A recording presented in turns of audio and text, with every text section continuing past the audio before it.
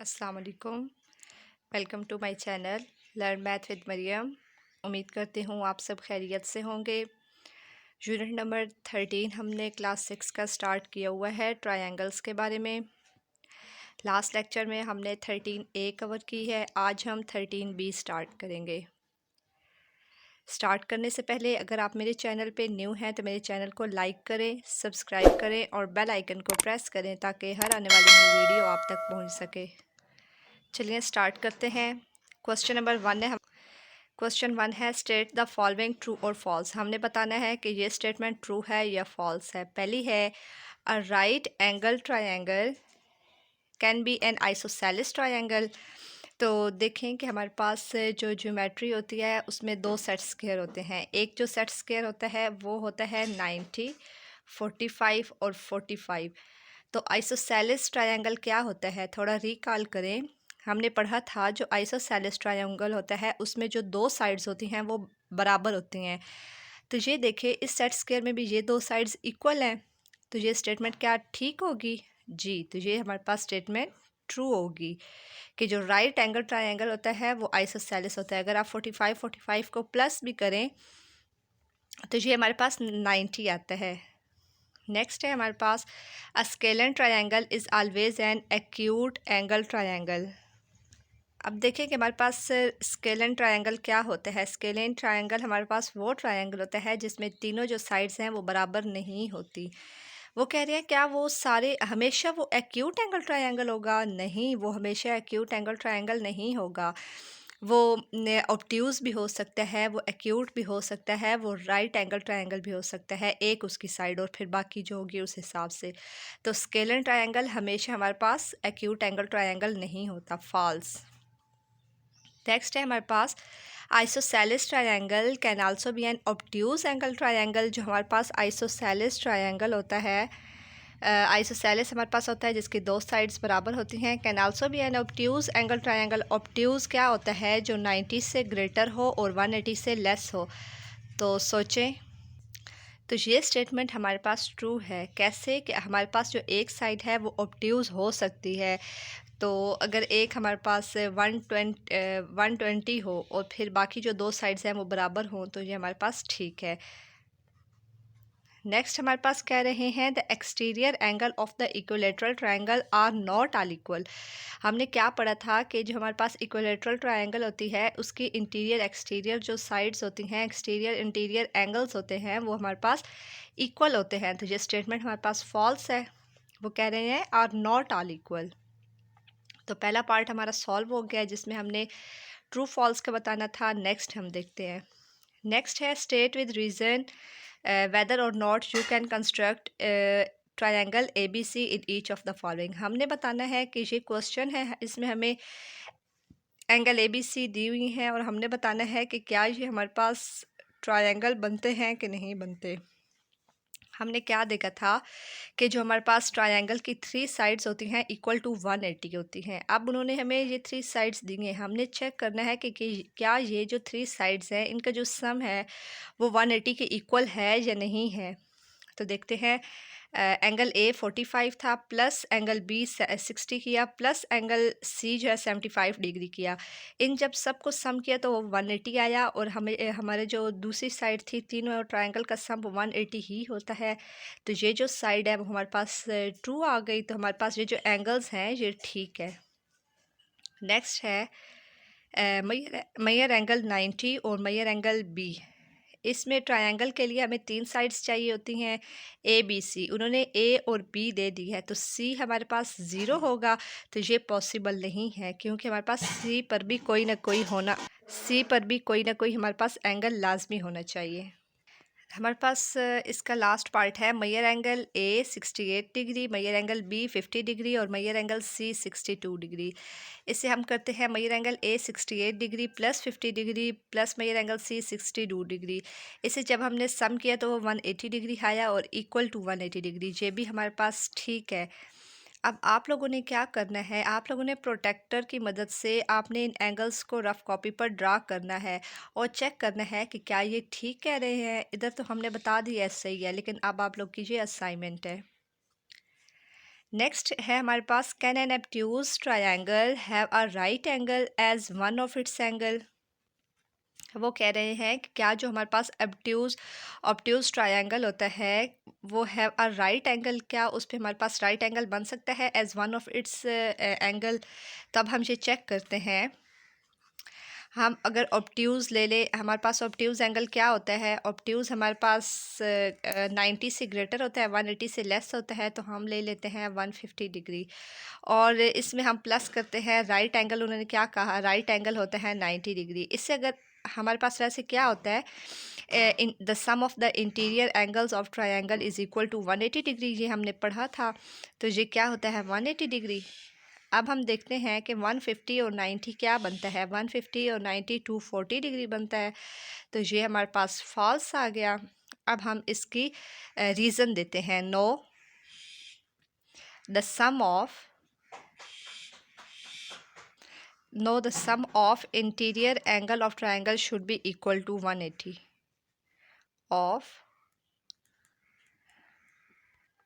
तो हमने रीज़न दे दी है कि हमारे पास जो इंटीरियर एंगल ट्रायंगल के जो होते हैं इंटीरियर एंगल्स वो 180 के इक्वल होने चाहिए, लेकिन ये हमारे पास 240 आ गया है। तो ये फॉल्स है, ये सही नहीं है इसकी जो स्टेटमेंट के मतलब जो ऑब्ट्यूज़ होता है उसमें राइट एंगल एक एंगल पे नहीं हो सकता। अच्छा, नेक्स्ट है कि इज़ इट नेसेसरी, क्या ये ज़रूरी है for the two angles of the right angle triangle be acute. तो ये हमारे पास स्टेटमेंट ठीक है, क्योंकि सेट स्क्वायर में हमारे पास जो एक सेट स्क्वायर होता है वो होता है 90 45 और 45। और ये हमारे पास होता है सेट स्क्वायर जिसका ये 90, ये 45 और ये भी हमारे पास 45 एंगल बनता है, और ये 90। एक हमारे पास सेट स्क्वायर होता है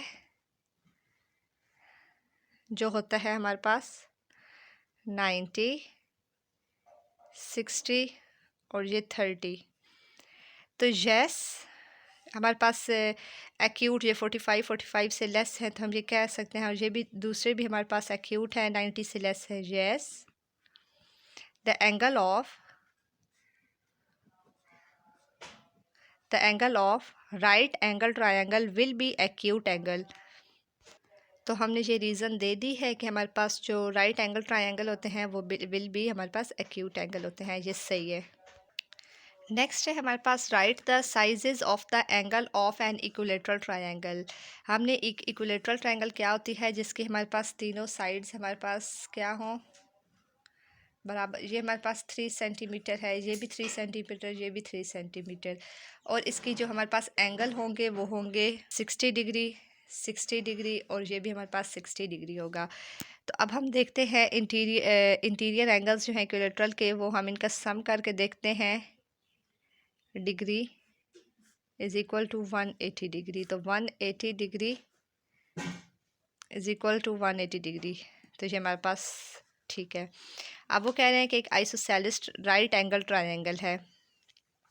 आइसोसेलिस सेट स्क्वायर में हमारे पास होता है, ये हमारे पास 90, ये 45 और ये भी हमारे पास 45 डिग्री बनेगा। तो इसको हम जब सम करेंगे 90 degree plus 45 degree plus 45 degree, तो ये इक्वल टू 180 डिग्री आएगा।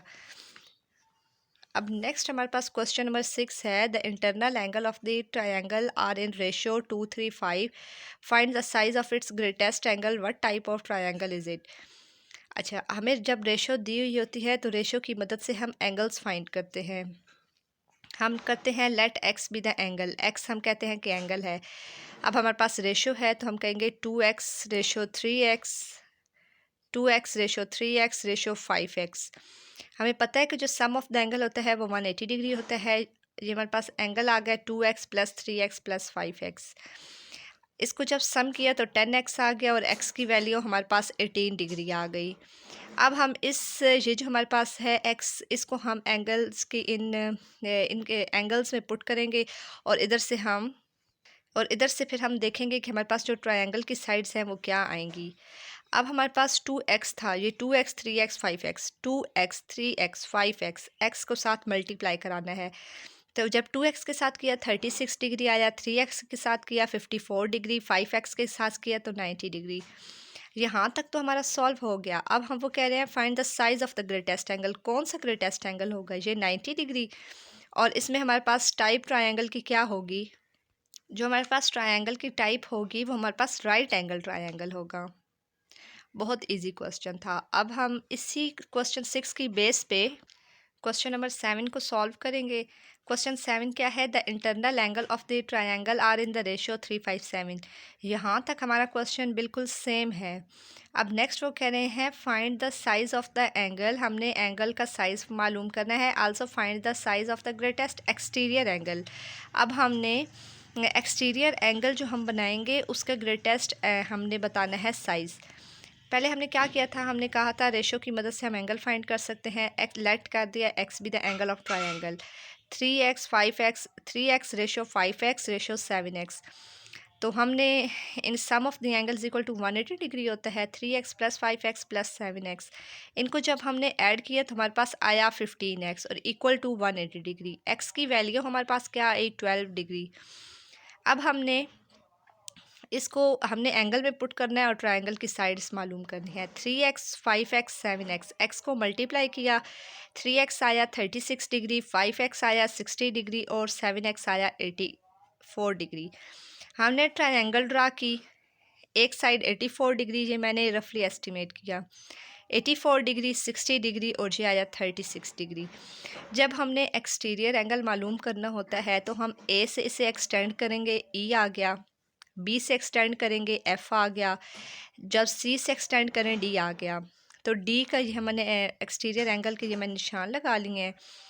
अब हमने क्या करना है कि हमारे पास क्या होता है, जो एक एक्सटीरियर एंगल होता है, हमने देखा था कि जो एक एक्सटीरियर एंगल होता है वो ऑपोजिट दो इंटीरियर एंगल के सम के बराबर होता है। अब हम देखें measure angle F B C, ये एक्सटीरियर है ना, एफ बी सी, इसके ऑपोजिट क्या है? ए और सी है। जब ए 60 है, सी 36 है, ये इसके ऑपोजिट ये है, इसके ऑपोजिट ये हमारे पास दो बन रहे हैं। तो हमारे पास क्या आया? 60 plus 36 is equal to 96 degree. अब हम दूसरी साइड इसकी देखेंगे। मेजर एंगल ए सी और डी, ये अब हमने एक्सटीरियर एंगल मालूम किया है। अब हम ये वाला मालूम करेंगे। अब इसके ऑपोजिट हमारे पास ये बी है और ये ए है। तो बी हमारे पास क्या है? हमारे पास अब जो बी है वो हमारे पास 84 डिग्री है और ए 60 डिग्री, इनको जब सम करेंगे तो 144 डिग्री आ गया। अब हमने ये ए वाला एक्सटीरियर मालूम करना है। ए वाला जब हमने एक्सटीरियर मालूम करना है तो इसके ऑपोजिट बी है और इसके ऑपोजिट सी है। तो हमारे पास 84 डिग्री प्लस हम 36 डिग्री करेंगे तो हमारे पास 120 डिग्री आ गया। अब एक 144 आया, एक 120 आया और एक पीछे हमने मालूम किया था 96 डिग्री। तो हमारे पास जो ग्रेटेस्ट है वो 144 is the greatest exterior angle. Questions बहुत इजी हैं, आप इनको प्रैक्टिस करें, समझें और उम्मीद करती हूँ जहाँ तक आपको अच्छे से समझ आई होगी। अगर आपको कोई कन्फ्यूजन है तो आप कमेंट सेक्शन में पूछ सकते हैं।